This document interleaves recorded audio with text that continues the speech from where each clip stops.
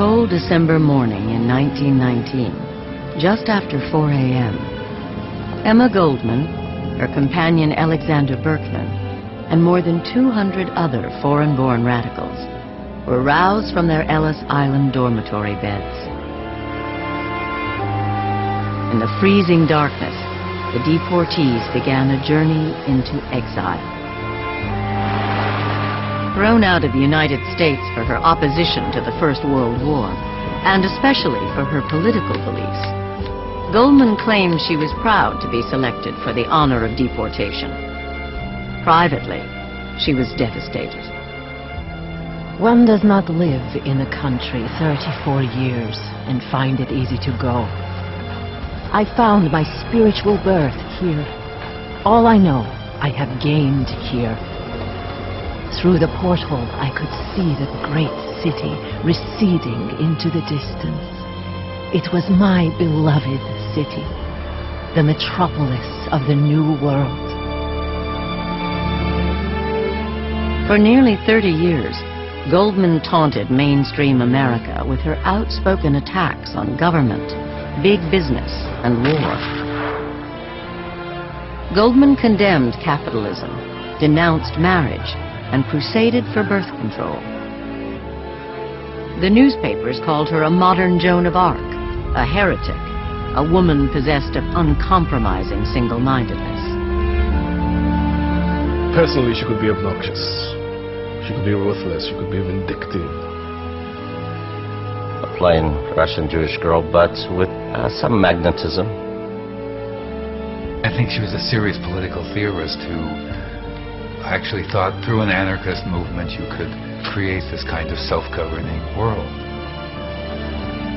Whenever the state became too powerful, when it became too intrusive in people's life, when it became too cruel, Emma's voice was there. Anarchism was often associated with violence and terrorism, and that's the image that people have today. I think her whole life was operatic, meaning flamboyantly larger than life. Goldman's story is one of passionate defiance. The story of a life dedicated to free speech, free thought, free love. The story of an exceedingly dangerous woman. I think she was a difficult person, maybe a dangerous woman to everybody. She was totally unacceptable.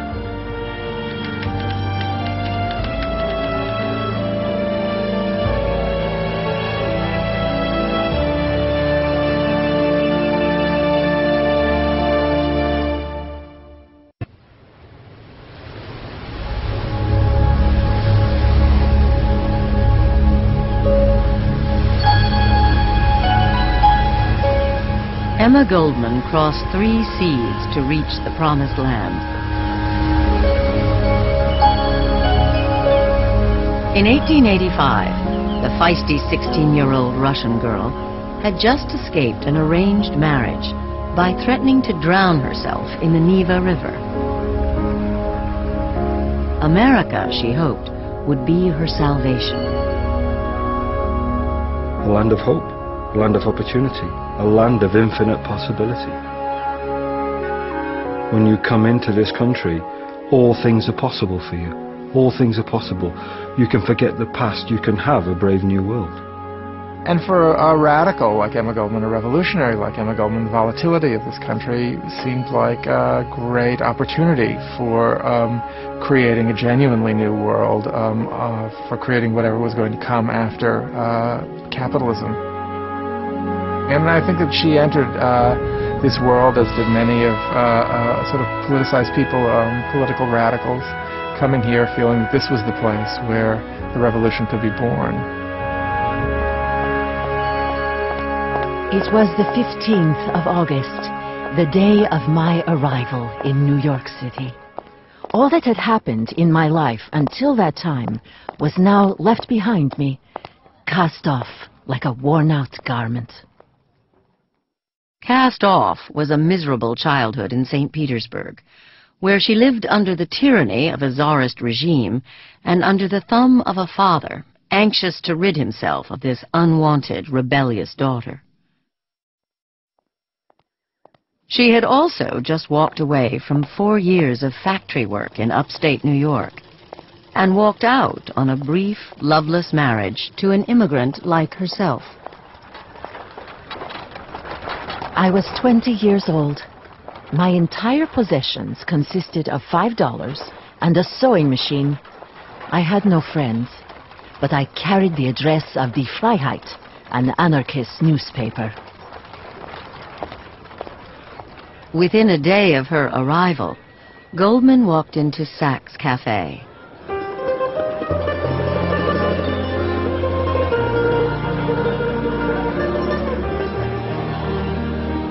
She's walking into a place, one can imagine it, tumultuous, full of people, writers, working men, printers, people working in textile shops, all there after a day's work from a political meeting, talking about politics, the hubbub, the smell of beer, the amazing number of languages being spoken.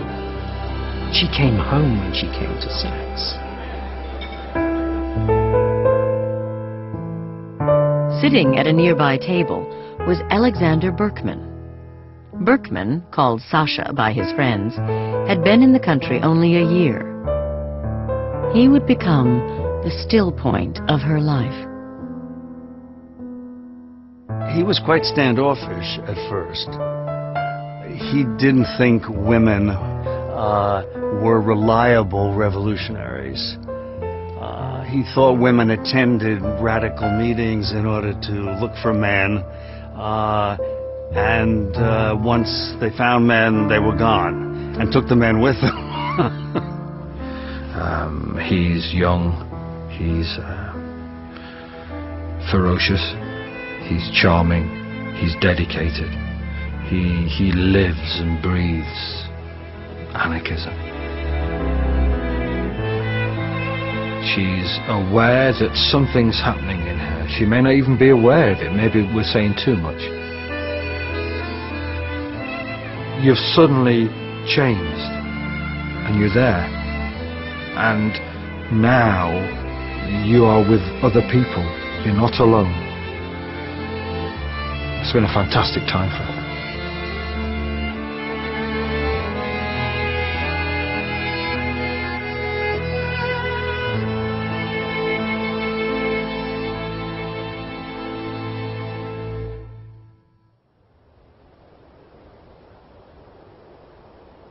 Soon, the German anarchist Johann Most entered Goldman's life. Most would become her mentor and her idol.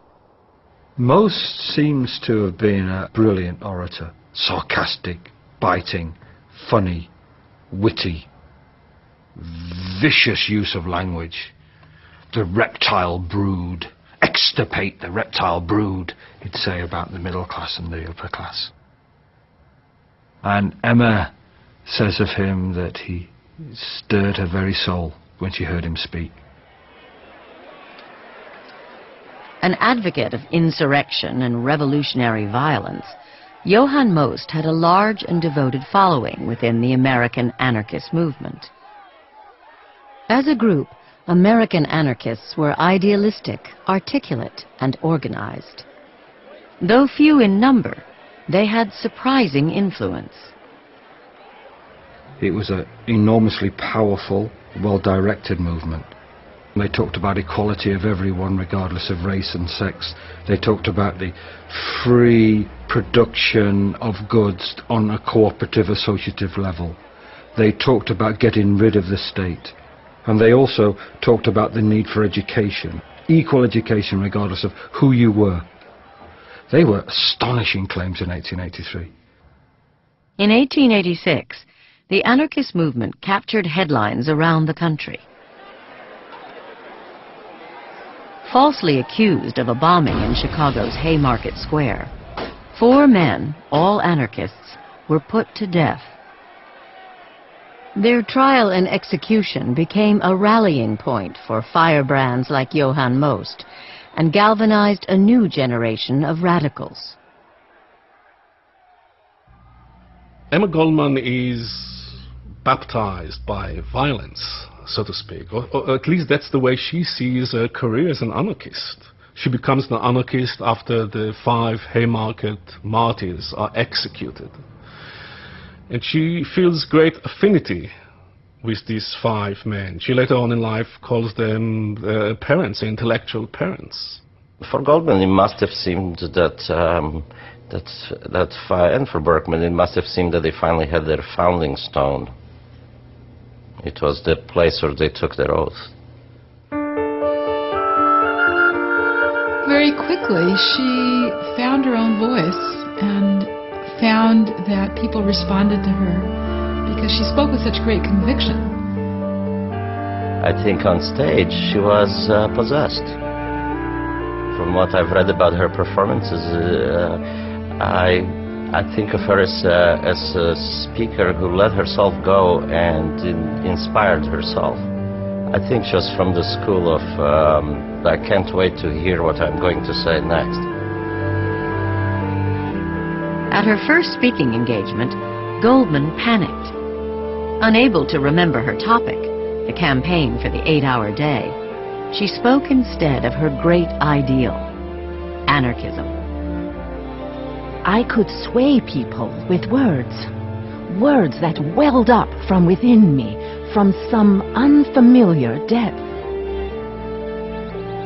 To Goldman, anarchism combined an optimistic faith in human nature with an intense distrust of authority. She defined anarchism as a new social order based on liberty and unrestricted by man-made law. In this anarchist world, government would be replaced by a spirit of free cooperation, from each according to his ability, to each according to his needs. That, I think, we have to accept was Goldman's bedrock belief when she moves into anarchism. That's the tradition that she's drawing on. So you've got this ideal, which is the most extreme of all. You can't vote in anarchism. You can't get coalitions with various other groups to get anarchism. Anarchism is the most extreme of all. And therefore, how that balances with the needs and the feelings and the routines of everyday life was a huge problem for American anarchists and anarchists worldwide. Well, how can I deal with the fact that I haven't got any rent? That's a huge gap. Anarchism as a political philosophy is almost jaw-droppingly naive. Freedom is a good inclination. Suspicion of state power is a good inclination. The question is, how is that to translate into practical politics? I think she was a serious political theorist who actually thought through an anarchist movement you could create this kind of self-governing world. Anarchism is sort of the noblest of all dreams. It seems to me in some ways it's almost a profoundly Christian dream, though people never talk about it that way. Well, why do people stick with their God? It's what they have. That was her God, that revolutionary ideal. She's a very religious woman, if you think about it. But Goldman also believed that to create a more perfect society, acts of political violence were occasionally justified. A belief shared by her friend and lover, Alexander Berkman. Violence would soon begin to dog her every step.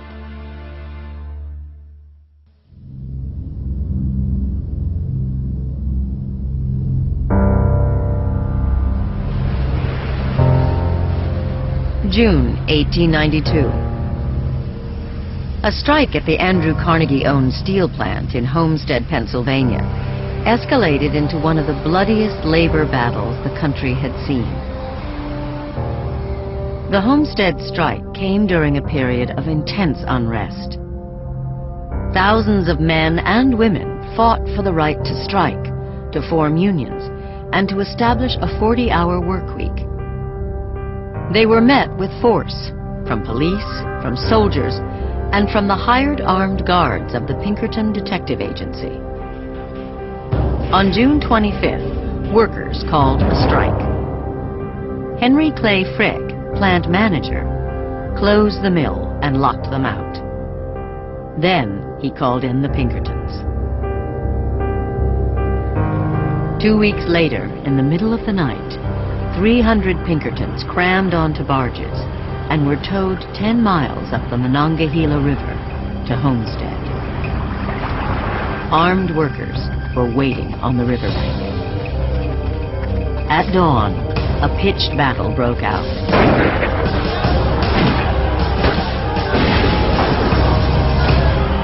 12 hours later, 3 Pinkertons and 7 strikers lay dead. To us, it sounded like the awakening of the American worker, the long-awaited day of resurrection. In Alexander Berkman, it stirred something deeper. It was the moment for what anarchists called propaganda by the deed, a political assassination. His target, Henry Clay Frick.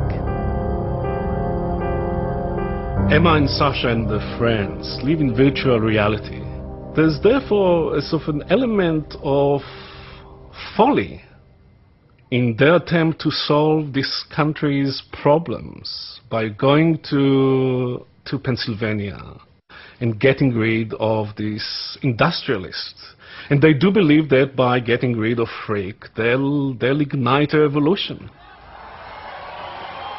But what neither of them have, Sasha, Emma, or any of their friends, is a cultural translator, someone to explain to them the intricacies of this culture, the indigenous culture, in part because it's a blind spot. They really don't understand that there is a difference between living in the United States and living in Tsarist Russia.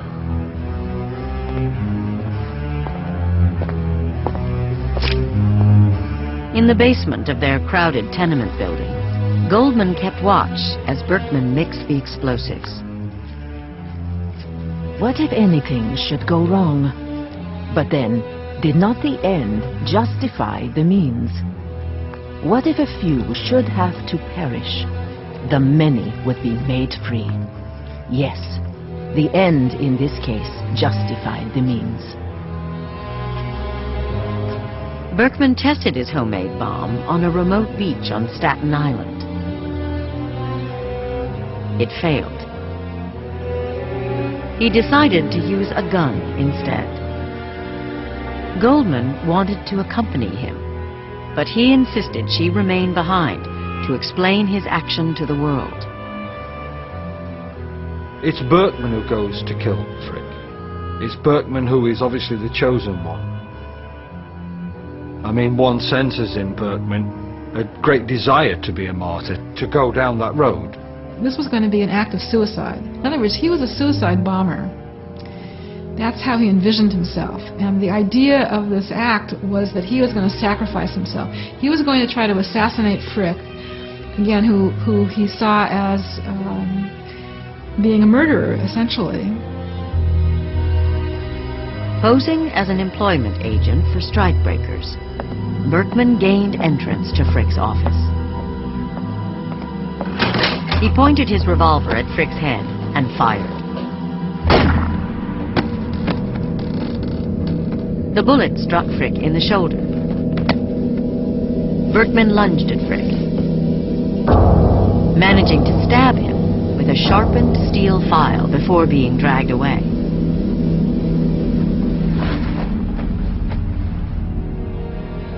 Frick stopped the deputy sheriff from shooting Berkman. "I do not think I will die," he gasped. "But whether I do or not, the company will pursue the same policy. and it will win.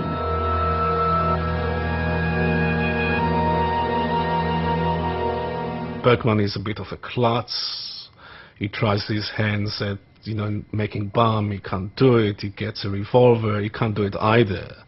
It's a bit of a radical pulp fiction with very crude elements and great emotions, but very little experience and very little understanding of the place and also of the time. Workers had not risen in rebellion, quite the contrary. They were appalled by it.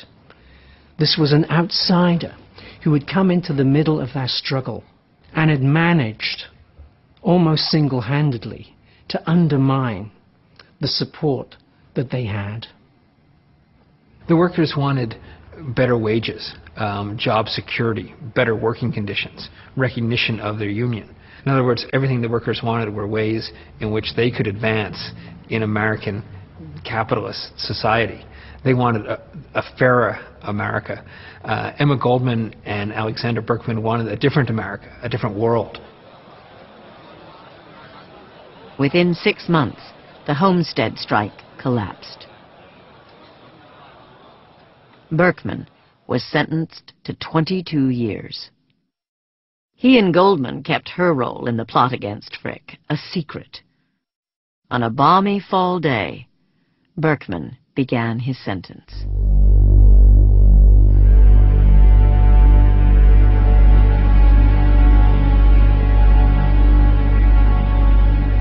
All is quiet. What will become of me? I don't know. The future is dark. My hand gropes blindly, hesitantly. I clutch desperately to the thread that still binds me to the living. It seems to unravel in my hands. They were united by a great crime, and that is a life-binding event. The world begins in effect with a crime, which leads to the expulsion from paradise and the constant need to return to it somehow. So there are symbolic moments in her life that define almost the whole. Often I wanted to run away, never to see him again. But I was held by something greater than the pain, the memory of his act, for which he alone had paid the price. I realized that to my last breath, it would remain the strongest link in the chain that bound me to him.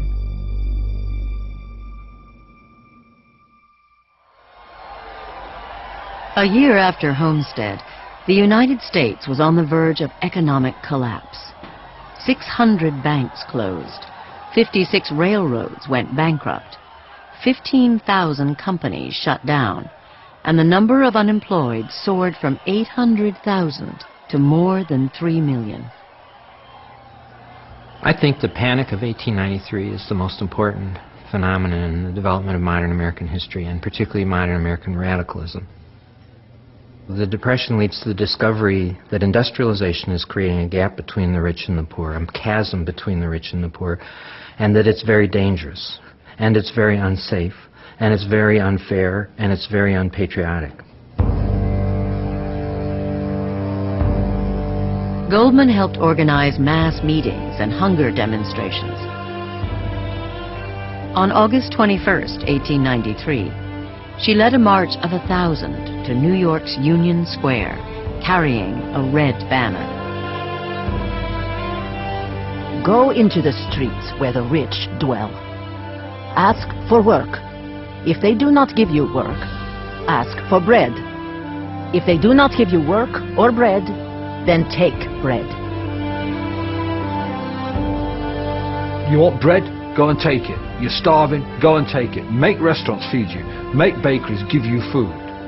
And she'd been very powerful to the extent that people had been very, very impressed by her oratory and her power. Just 24, Goldman was already recognized as a professional agitator. Her talk of insurrection, of doing without government, of encouraging the unemployed to take matters into their own hands, of thousands of workers going door to door demanding food, was terrifying to authorities. She was arrested and charged with inciting to riot. Anarchism is an immensely exciting, poetic, intoxicating, fantastical idea, and so of course she scared the shit out of people. I mean, and she intended to. I think what made her so scary to those people to whom she was scary, and probably is exactly what made her appealing to those people who found her appealing, which is that she was an incredibly free spirit. She's in the public eye, she's famous, she's notorious. She's often referred to as the famous anarchist. She's visible. And there's something about that that she enjoys, but there's something about that that also is politically important, because it's also a way to talk about anarchism. Goldman was sentenced to 1 year in prison. She used the time to educate herself, reading Emerson, Thoreau, and Whitman. She also trained as a nurse. When she was released in the summer of 1894, Goldman was met by a crowd of 2,800. She told them she'd been imprisoned for talking. She would soon begin talking again, this time about psychological repression and Sigmund Freud. She began speaking about marriage, female emancipation, and sex. Emma Goldman was the big boogeyman of turn of the century America, especially since she combined this danger of being militant and volatile and out of control and prone for violence with this doctrine of free love that people in the mind associate with also free sex. So there's this combination of violence and sex was very titillating, very interesting. I demand the independence of woman, her right to support herself, to live for herself, to love whomever she pleases, or as many as she pleases. I demand freedom for both sexes, freedom of action, freedom in love, and freedom in motherhood. She was totally unacceptable, not just to the status quo, not just to the bureaucrats, but to the progressive people, to the educated people, to everybody. She was aware of her ability to generate strong passions. "You cheer for me, you follow me," she told a reporter in the spring of 1901. "But you'd hang me if your mood changed."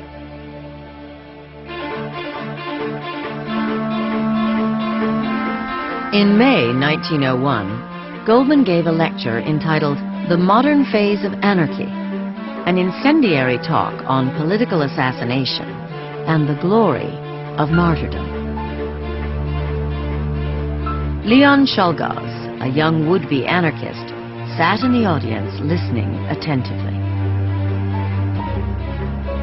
4 months later, at the Pan American Exposition in Buffalo, New York, Czolgosz worked his way through the crowd and shot President William McKinley twice in the chest at point-blank range.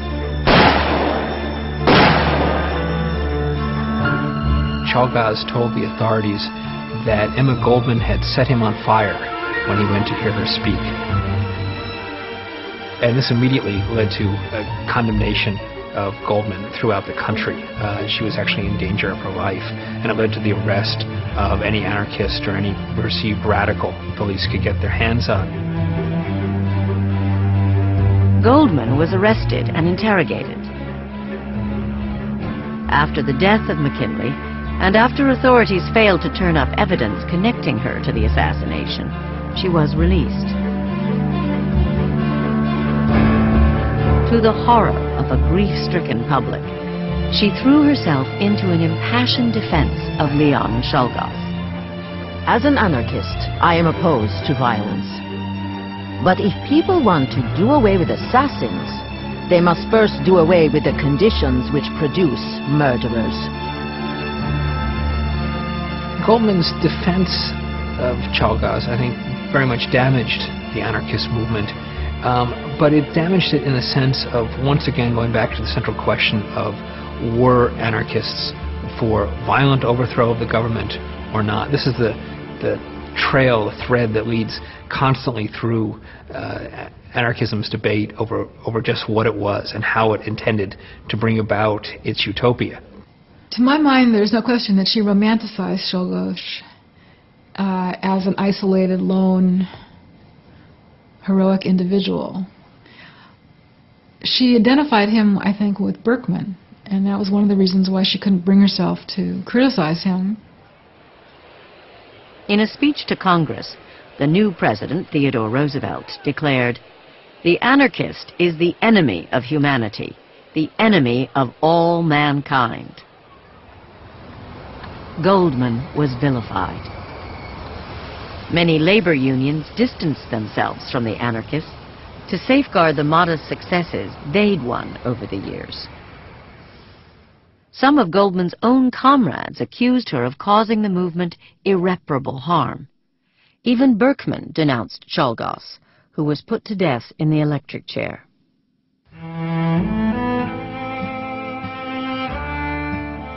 In 1902, Goldman withdrew from the movement that had been the center of her life.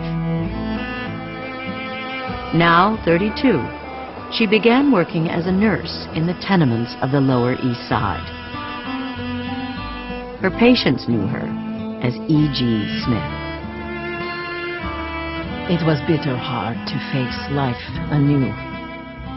Our movement had lost its appeal for me.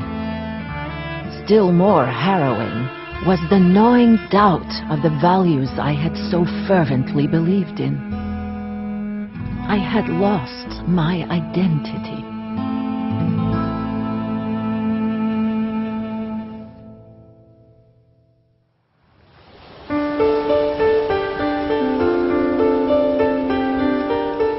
Goldman's isolation didn't last long.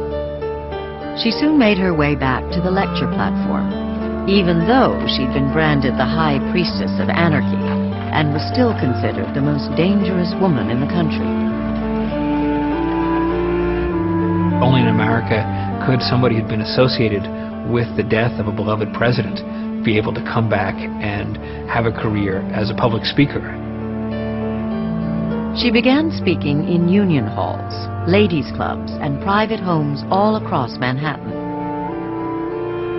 Among her new passions was an old subject, the struggling revolution in Russia. In 1903, the Tsarist regime began a wave of pogroms against its Jewish population. Hundreds of Jews were killed in Kishinev alone. 2 years later, on a day forever known as Bloody Sunday, political dissidents demonstrating in front of the Winter Palace were massacred by troops. The events stunned the world.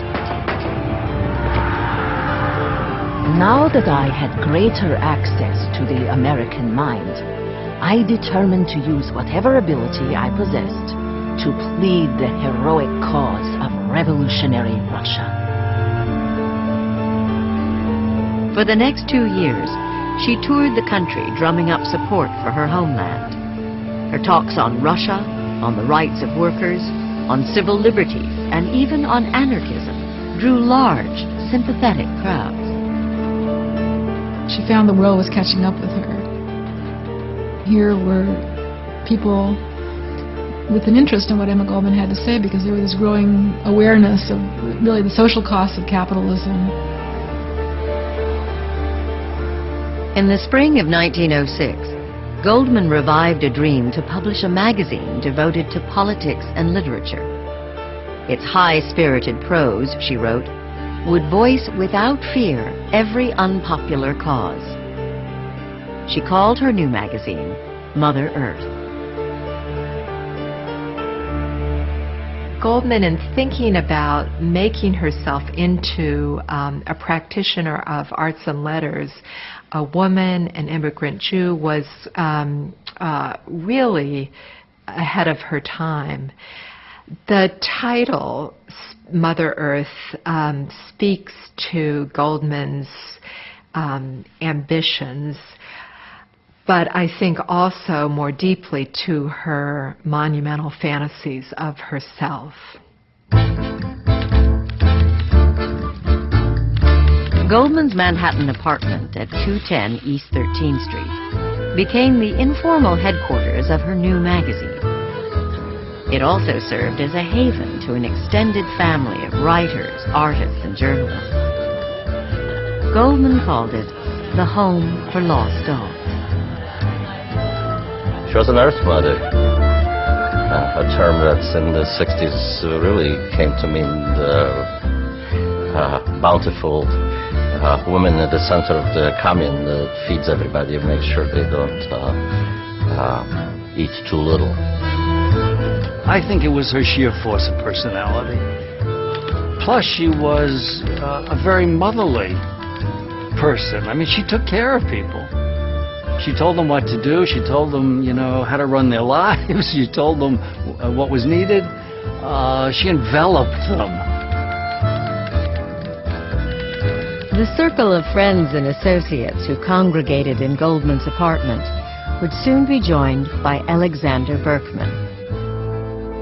In May 1906, Berkman walked out of the Allegheny County Workhouse. For the first time in 14 years, he was a free man. When Berkman comes out of prison, finally, he's much more oriented toward trying to achieve anarchism through the labor movement, which he sees great possibilities in. Goldman's orientation is much more for a kind of movement that cuts across class lines, that attracts the middle classes to anarchism. Her mind has matured, but her wider interests antagonize my old revolutionary traditions. I sense a foreign element in the circle she has gathered about her, and feel myself a stranger among them. I was a woman of 37. I no longer fitted into the old mold, as he had expected me to. Sasha felt it almost immediately. And that his release was such a relief in some ways and so much less than what she had hoped it would be. Always a sense in it that she loved him more than he loved her. I don't know if that's fair, but that she carried a torch in a certain sense all the way through, that he mattered to her in a certain way as a man and as a body, that she didn't necessarily matter to him. Berkman and Goldman briefly attempted to resume their romance, but it was not to be. He assumed day-to-day management of Mother Earth. She returned to the lecture circuit.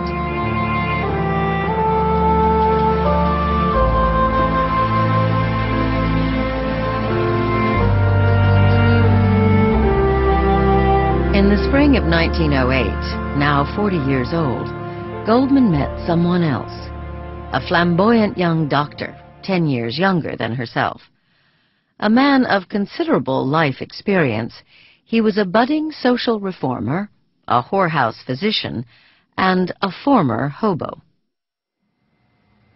Ben Reitman was a doctor and a hobo. She fell in love with him almost instantly, and it was really a, great magnetic flash between them.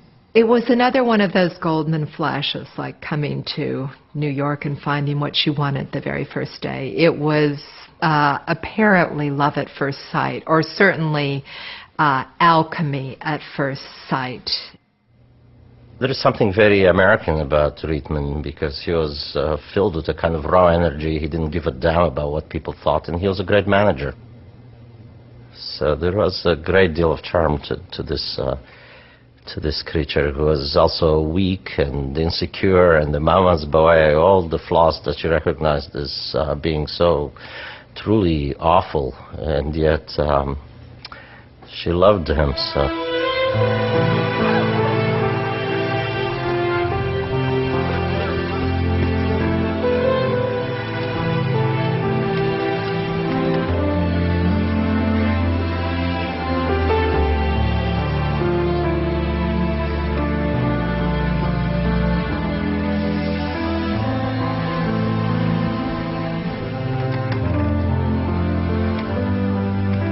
I dreamed that Ben was bending over me, his face close to mine, his hands on my chest.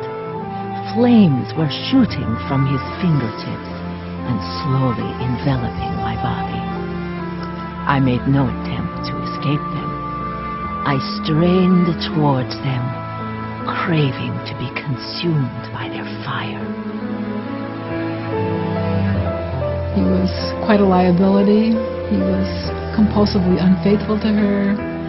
He ran around with other women. He humiliated her. He embarrassed her. I think that she had a very idealistic view of how people should act, and then her feelings didn't always go along with her theories.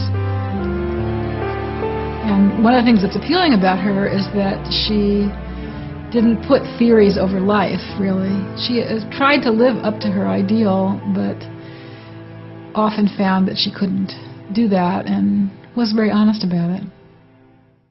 It was hard to reconcile this particular passage with her stated ideology about free love and the right of everyone to move as they please. And I think she tried to feel no jealousy, and she tried to think of Rietman as a creature apart, and tried to think of him as someone who was hers when they were together on the road. At the same time, she fell prey to the most sentimental, romantic claptrap, same stuff that she denounced in her talks. For almost a decade, Goldman and Reitman spent nearly half of every year on the road, maintaining a relentless schedule of radical agitation from coast to coast.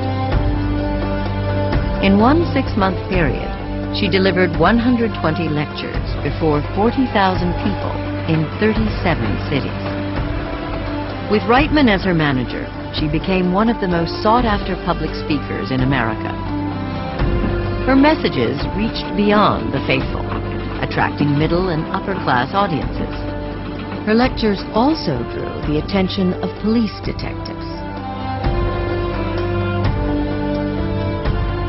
There's a kind of aura around her. There's a kind of expectation that something will happen when she comes to town. Wonderful things, hilarious things, horrific things. I think Emma Goldman frightened, or at the very least puzzled, a lot of people, because first of all, she was a powerful woman, and a powerfully built woman, especially as she got older. She put on considerable weight. I mean, she appeared like a tower of concrete up on the platform. She has something in common, I think, with American tent preachers, with great conmen and hucksters of the 19th century who were able to sell snake oil to an audience by bringing them to a frenzy. Being in the public sphere is action, is a deed, is a way to transform people, to make them change their lives, change their opinions. She lectured on anarchism to Congregationalists in Cleveland, on violence to single taxers in Houston, and about sex to lumberjacks in Eureka.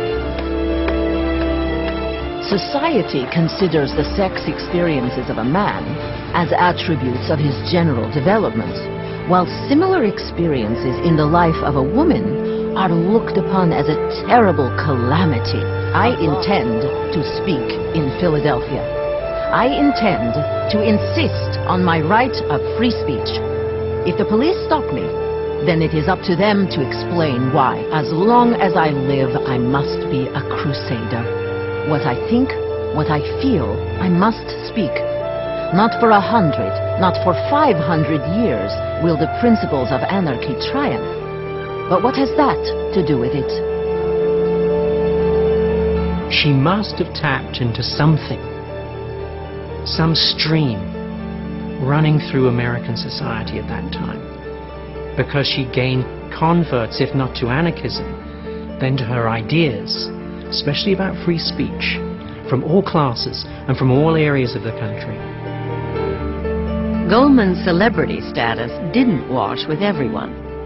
Her closest comrades criticized her new circle of friends.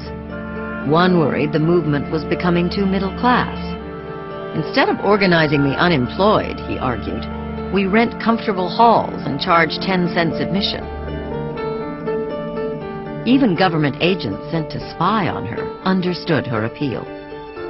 She is womanly, a remarkable orator, tremendously sincere, one wrote in a report. She is doing tremendous damage. At home in New York, unemployed workers, trade unionists, and socialists kept up a daily round of rallies and demonstrations. One of the biggest, the Revolt of the Unemployed, was brutally suppressed. Conflicts between capital and labor escalated. In Lawrence, Massachusetts, striking workers faced the rifle butts of the state militia. At the Standard Oil Company in Bayonne, New Jersey, workers striking for humane treatment on the job and a living wage were shot by hired guards. And in Ludlow, Colorado, striking coal miners and their families were gunned down by the local militia.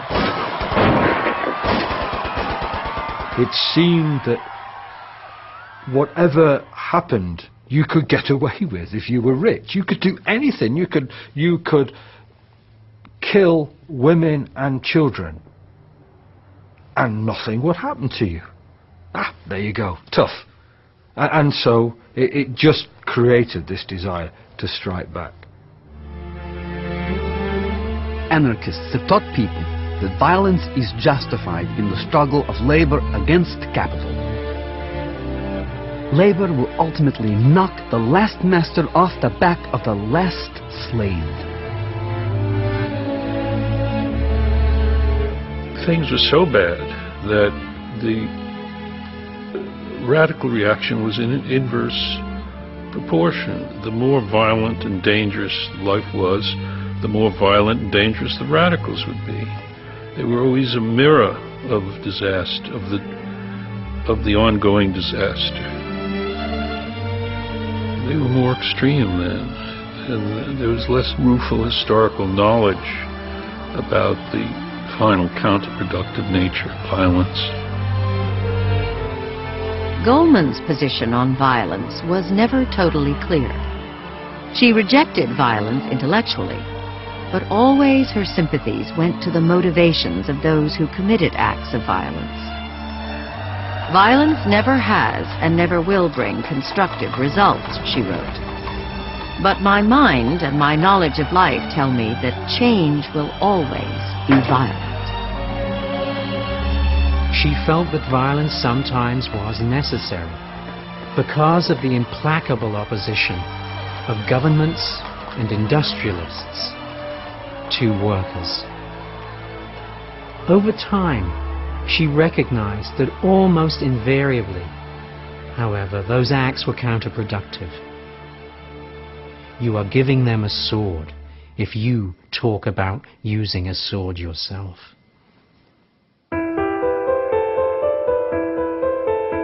In 1915, Alexander Berkman started a publication of his own. He named his new magazine The Blast. Goldman went back on the road with Ben Reitman, this time to campaign for birth control. This tour would be their most successful ever. It was also quite illegal. Talking about sex and contraceptives in public was a crime. she sees birth control as a social issue. For her, it was almost a sense of freedom for the woman to have whatever relationships they wanted and whatever life they wanted. It was critical. And it was also critical in terms of social change, of empowering poorer women. In February 1916, Goldman was arrested in New York and sentenced to 15 days in the workhouse. 10 months later, Reitman was arrested. He received a 6-month sentence, the longest sentence served in the United States by a birth control advocate.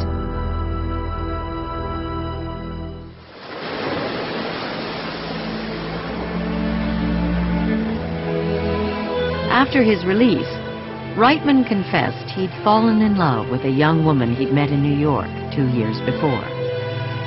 "I had been seduced by an ordinary man's desire for a home, a wife, and a child," he wrote. His love affair with Goldman was over. In 1917, Ben Reitman and Anna Martindale were married. Goldman was stunned. I felt unutterably weary, possessed only of a desire to get away somewhere and forget the failure of my personal life, to forget even the cruel urge to struggle for an ideal.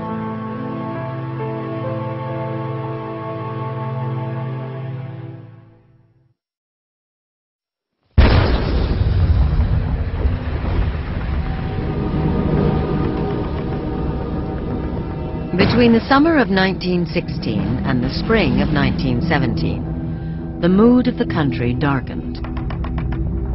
The war in Europe was dragging into its 3rd year, a year of military stalemates, trench warfare, and mud. When America entered World War I in April 1917, Goldman saw it as a disaster. You cannot support any country in war when, innocent as she would see it, men would be slaughtered. Innocent families would have brothers, husbands taken away from them and slaughtered. No, you can't do that. That's the basis of your anarchism.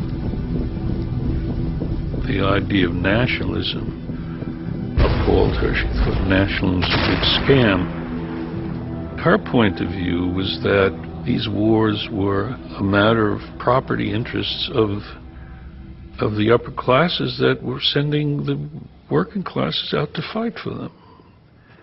And that didn't make sense for a butcher's assistant in Hamburg to fight a butcher's assistant in London. Goldman was far from alone in her opposition to the war. Dozens of organizations throughout the country had argued the war was morally wrong. The First World War was marked by the insecurity of the administration. I mean, this is an administration that promised not to enter the war. And once it decided otherwise, it became very, very defensive, insecure, and therefore insisted on consensus. Consensus by any means. We're not a liberal society when we go to war. During the Civil War, we weren't. Abraham Lincoln, one of our great presidents, arrested hundreds of people who wrote against the war. And during the First World War, it became one. I mean, there was a combination of vigilantism and official repression. In June, the Espionage Act went into effect. It decreed stiff fines and prison terms for anyone who obstructed the draft. A year later, the sedition law threatened those who defied the government with expulsion. J. Edgar Hoover, a 23-year-old law clerk enjoying a meteoric rise in the Justice Department, collected information on foreign-born radicals. Hoover was anxious to bring what he called intellectual perverts, like war resistors and anarchists, to justice. He reserved a special loathing for Goldman. Once again, Emma Goldman and Alexander Berkman joined forces to organize resistance. Their lectures drew large, contentious crowds. In May 1917, They launched the No Conscription League. It opposed all wars waged by capitalist governments. We believe that the militarization of America is an evil that far outweighs any good that may come from America's participation in the war. We will resist conscription by every means in our power. In its short life, the League organized 3 protest rallies. 8,000 people attended the first meeting in Harlem. Those meetings are crackling with tension. By the time those speakers get onto that stage, there are catcalls, there are shouting, and there is an electric feel.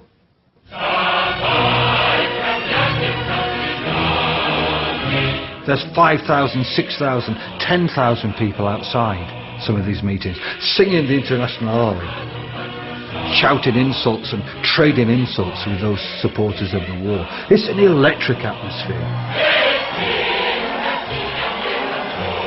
The way in which Goldman and Berkman faced the war fury of 1917, said a friend, was the most stirring manifestation of sheer physical courage I have ever seen. But to the government, America's most famous anarchists had to be stopped. Free speech is always at risk, and one of her great contributions is really to have pushed it as far as it did go. She used it a bit like a toy to see what she could do with it before it broke. And then it did break in her hands.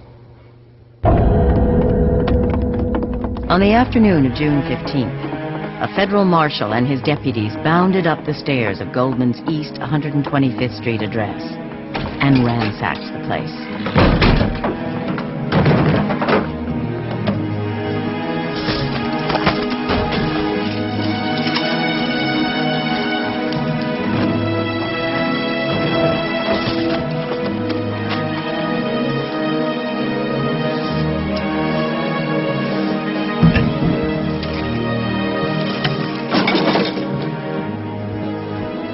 The raiders made off with a wagon load of Goldman's papers, including what one detective called a splendidly kept card index of Reds, the subscription list of Mother Earth.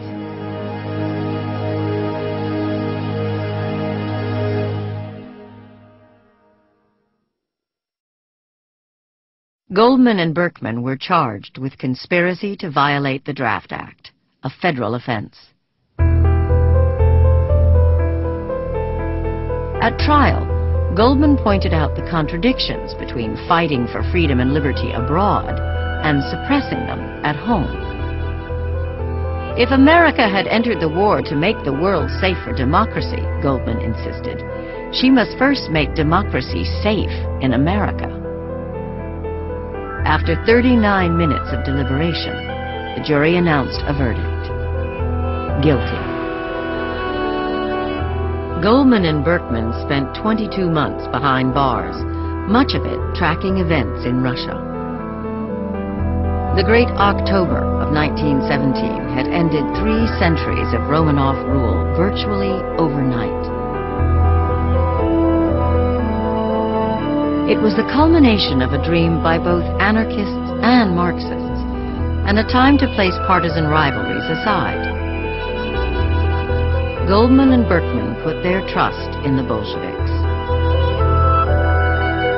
There was great hope that the Russian experience will lead to this future idealistic kind of society that she was hoping for. From the vantage point of 1919, that seemed quite feasible. At last, the great moment arrived. Russia has started something that could leak into this country, that could take hold of this country and make it another communist socialist country. And the people that we must target must be those who support the Russian Revolution, the Bolshevik Revolution. And they did. Throughout the autumn of 1919, Attorney General A. Mitchell Palmer directed roundups of radicals in what would come to be known as the Palmer Raids. Thousands of arrests were made without warrants. Those arrested were held for weeks without bail, without access to counsel, even without notification of their families. Before it was all over, an FBI official declared, "I believe that with these raids, the backbone of the radical movement in America is broken." The government wanted people like Goldman and Berkman out of the country because they could be catalysts for what was seen as a potentially disruptive, reinvigorated labor movement. And it's completely impossible to understand that separate from this Red Scare. They went hand in hand. On September 27, 1919, America's most famous anarchists walked out of prison. Berkman soon followed. To Goldman, the America she greeted upon release reminded her of the czarist tyranny she had fled at the age of 16. By December 5th, Goldman and Berkman were prisoners again, this time at Ellis Island. They had already been served warrants for their deportation. She knows she's going to be deported. She believes it. Just like she knew that there was going to be hard, bad times as World War I creaked into motion, she also knew that she was going to be deported. There's no question of that. She knew it, and she expects to go.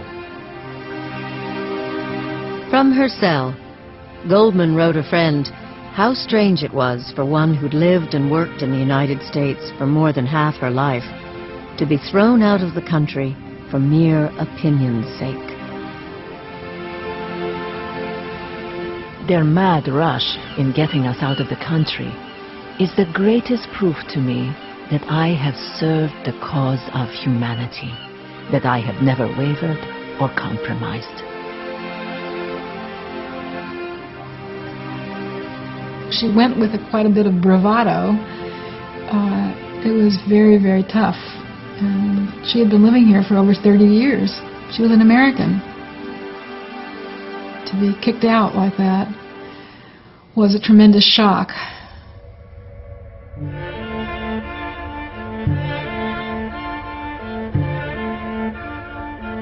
Early in the morning of December 21st, Emma Goldman, Alexander Berkman, and 247 other immigrant detainees were suddenly awakened and told to prepare for departure.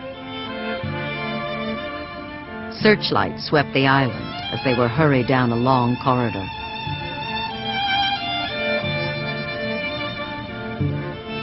At 4 a.m., the deportees were loaded onto barges that ferried them to the SS Beaufort. One does not live in a country 34 years and find it easy to go. All the turmoil of body and soul, all the love and hate that come to an intense human being have come to me here. I have helped to sow the seeds and hope to see their fruition, even if I will be too far away to participate in the harvest. As the Beaufort slipped from her berth, a group of newspaper reporters and congressmen cheered. "With Prohibition coming in and Emma Goldman going out," one of them quipped, "'twill be a dull country."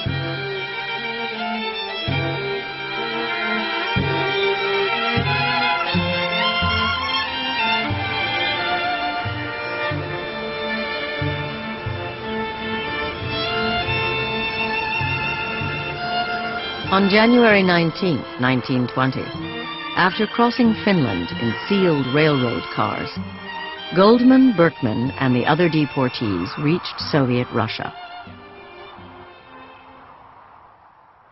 It seems like a great period of freedom and liberation and hope that the world will be different. If Russia can change, if Russia can democratize, if Russia can give hope to people, then there's hope for any country in the world. And this is at the end of 3.5 years of a very devastating world war, a bloodbath of a world war. But what they found was devastation.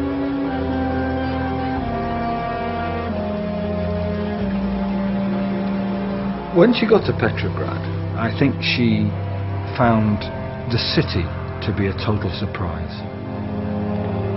And I think that part of the problem, before we can even talk about the political situation, is the fact that she was American. She had become Americanized. She had become used to a certain way of thinking, a certain way of being.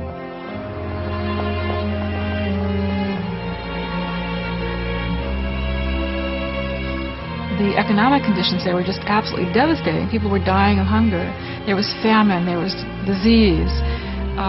Russia had been propelled back into the, medieval period practically by the destruction of the war.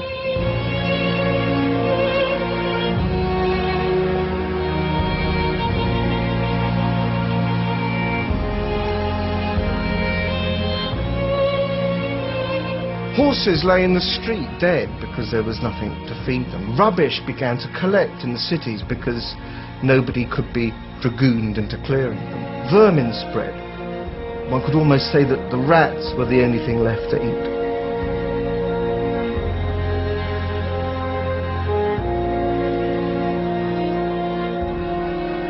Faced with growing unrest, the Bolsheviks cracked down hard on dissent. Goldman soon confided her disillusionment to a friend who was close to Lenin. Suppression? Persecution? Goldman wrote. Was it for this the revolution had been fought? Her friend arranged for Goldman and Berkman to meet Lenin. Lenin sat behind a huge desk. We were treated to a volley of questions. When could a social revolution be expected in America? Was the rank and file a fertile soil for boring from within? What about the IWW? And they argue for free speech. What about free speech? And he looks on them and he treats them rather like adolescents who are learning, about life. And he says, look, that's a very bourgeois notion, he says, roughly. Here we are, surrounded by enemies on all sides. What do you mean, free speech? The White Russians are attacking us, we've got traitors inside, we've got collaborators inside, we've got all sorts of people operating in this country. What do you mean, free speech? You can't have free speech in this revolutionary situation. I think ultimately she's probably an enlightened fool, in that she intellectualized a revolution she didn't really understand, and projected onto Russia her own hopes of liberation, hopes which I suppose were rooted in her own personal trajectories. And that was a pretty foolish thing to do. For Goldman and Berkman, the decisive moment came on March 16, 1921. That night, the Bolsheviks attacked Kronstadt, a naval base near Petrograd, and the last bastion of anarchist dissent.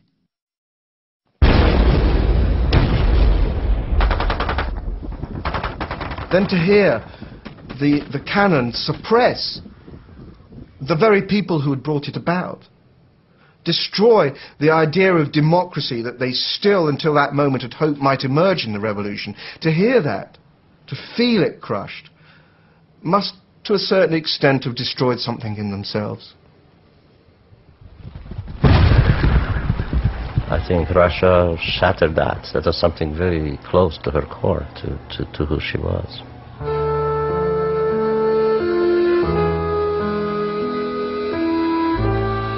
So clearly this was no place for Goldman, it was no place for Berkman, this was not a place for any kind of joy, leave alone a place for any kind of dissent. This was a place where vodka very quickly became palliative for pain and not an occasion for dancing. In December 1921, after 2 years, Emma Goldman and Alexander Berkman left Russia. They vowed to tell the rest of the world of the Bolshevik terror. She does something that many of us find damned hard to do. She realizes she's been a fool. She realizes she's been wrong. She's realized she's made an error. Not just a casual error, but an error of huge, awful magnitude to support the Bolsheviks. And she turns and she accepts that. She accepts it totally. Revealing the truth about the Bolshevik regime became a crusade for Goldman and Berkman. Their old enemies on the right praised their analysis of a revolution gone wrong. Old comrades on the left condemned them. So there must have been a sense of frustration. You know, hell, we've seen it, but we can't convince people of how it really is, and we can't uphold any real belief in socialism anymore. And that's a very tragic situation to be in, I think. When you both lose everything you believe in, and yet have nowhere else to go. And so she found herself once again in no man's land, so by her own hand, in fact, she sent herself into an intellectual exile as well. So she was a specialist of exile.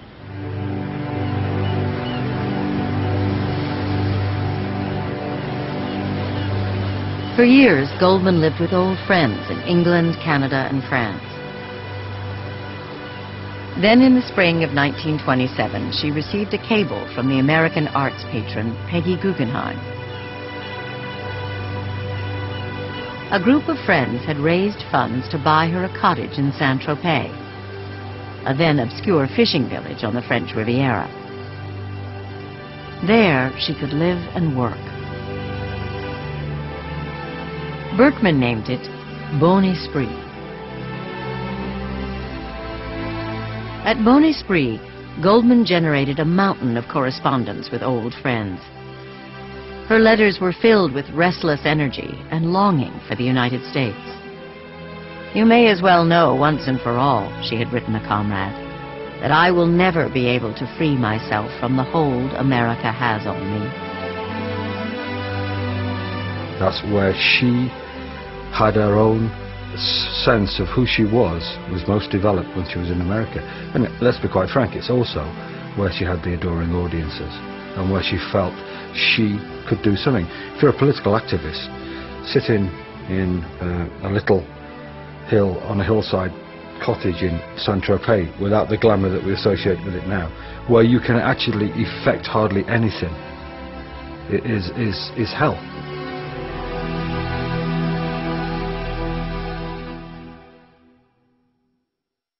After nearly 40 years in the public eye, Goldman was welcome nowhere. Berkman shared her despair. "The truth is," he wrote, "our movement has accomplished nothing, anywhere."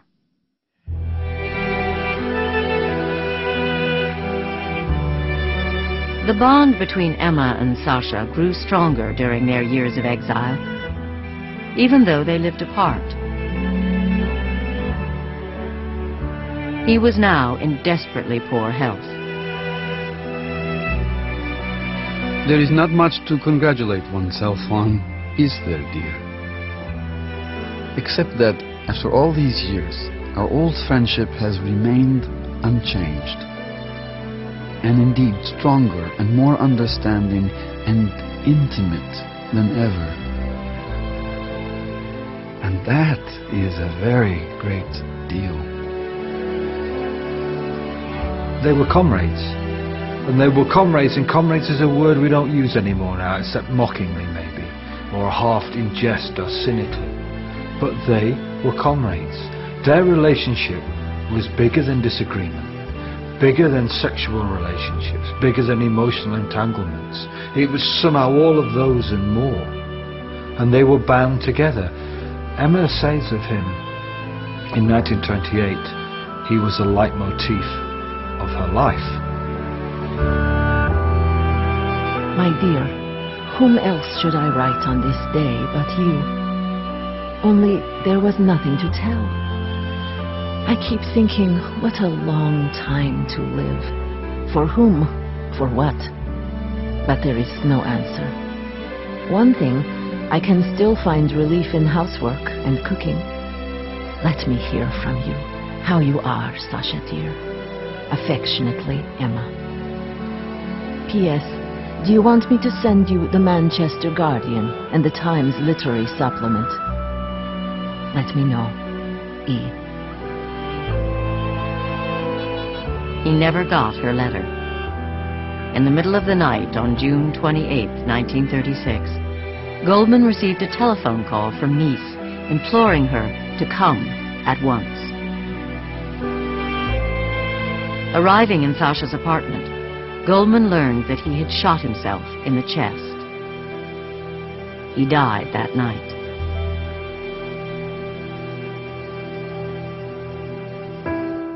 This great center force of her life has gone. I think it must have been, in her life, the most devastating personal loss she ever had. I don't think that, I know that. 2 months after Berkman's death, friends came to see Goldman in Saint-Tropez. They found her distraught, even, they thought, on the verge of a nervous breakdown. One friend saw her walking alone in the garden at Bon Esprit, calling out softly, "Sasha, where are you?"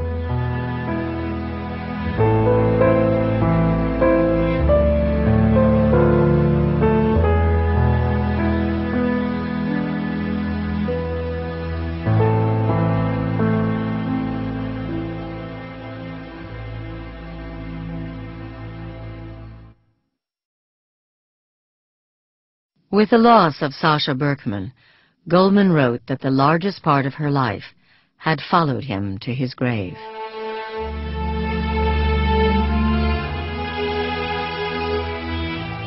During 2 decades of exile, she returned to the United States only once, following the publication of her 1,000-page autobiography. Throughout her visit, the 64-year-old activist was dogged by the FBI. Even so, she lamented at the end of her stay, she would have returned to America if she'd had the choice. Emma Goldman spent the last few months of her life in Canada. On February 17, 1940, she'd been sitting with 2 friends, laughing and talking, playing bridge. Suddenly, she collapsed in her chair. She suffers a stroke. An ambulance is called, friends arrive, and one of them, Arne Thorne, remembers her on a stretcher being taken out, and the only gesture she could manage was to pull her skirt down over her knee. To be silenced and to lay there unable to speak. And no one else could do that to her. Not a government in the world could do that to her, you know. Not a government in the world could. And she must lay there. I think it's unbearably sad. On May 14, 1940, Emma Goldman died. Denied entry into the United States for so many years, she was finally permitted, in death, to cross the border. She was buried in Chicago's Waldheim Cemetery, near the graves of the Haymarket martyrs.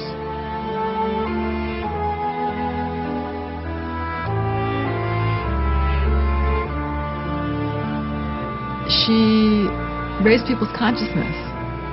She transformed people's thinking. She made them ask questions. She made them question their own lives and their political assumptions. And she spoke back to power. Emma Goldman is recognizable to me because of the attitude, the chutzpah, the sense of humor, the energy, which is always boundless, and also her soulfulness, which is so very Russian. her ability to dive into great emotions, but also to emerge out of them. There's something comforting about this persona. There's something reliable about Emma Goldman. It's hard to imagine how the human heart can sustain that level of passion and intense concentration on the possibility of change that becomes, their heartbeat. We're so sort of stuck in the gray middle, and you read her and she lived her life on fire. There's something utterly thrilling about that. If we look at everything that she did, the fight for free speech, the fight for women to have control over their bodies, the fight against state intrusion in our life, the fight against totalitarianism, becoming the nettle of our conscience. She didn't do it for wealth. She didn't do it for money. She didn't do it for personal gain. She did it for all of us. And she's awkward, and she's ornery, and she's a pain. Great.